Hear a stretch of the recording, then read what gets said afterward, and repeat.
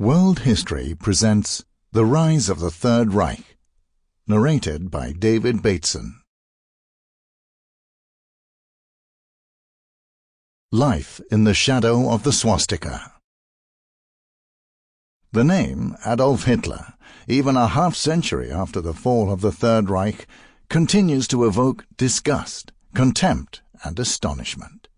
How was it possible for an amateur painter to seduce an entire people? How could he, from an insignificant party with 55 members, create a mass movement of millions? You will find the answers to these questions in this bookazine. You will get the story about the customs officer's son from Branau who built the Nazi movement and brainwashed the German people into acting out his grotesque fantasies. With violence and with fear, with ice-cold cynicism, and not least with extraordinary oratorical skills. The truth about Nazi Germany is, however, much more than the story about the twisted mind of a single man. It is the story of an entire population who let themselves be seduced and chose to ignore murder and persecution, and ultimately willingly followed their Führer into the most brutal and devastating war in history. Chapter 1. The Early Years. In 1918, a Bavarian locksmith founded the German Workers' Party.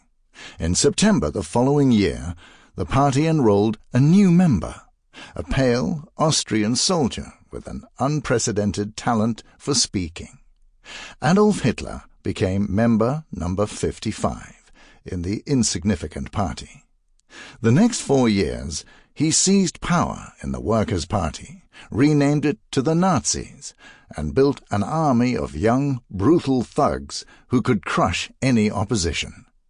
Having become known in Munich and surroundings as an angry yet very gifted speaker, Hitler decided to carry through the Nazi revolution in Germany. His attempt failed. In the early autumn of 1919, 36-year-old Captain Karl Mayer made a decision that would later start a world war.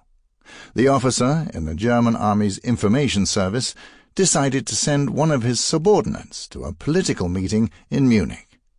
30-year-old Corporal Adolf Hitler was given the task of preparing a report about the newly established German Workers' Party.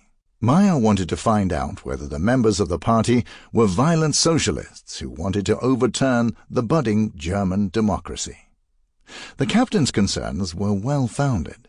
Since World War I, workers, Marines, and communists had attempted to introduce dictatorship in the former empire. In fact, the revolutionaries had succeeded in turning Munich into a Soviet republic modeled on the USSR before being defeated by the army. Around the same time, Adolf Hitler had been discharged from a military hospital after having returned from World War I blinded by mustard gas.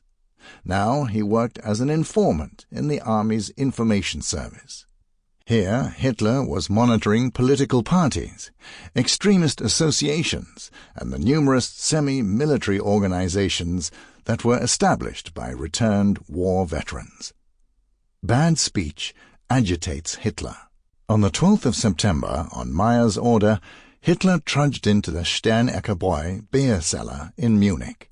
Here, 41 members of the newly established German Workers' Party had gathered to discuss the future of the nation and, not least, rage against the harsh peace terms dictated by the Treaty of Versailles after World War I.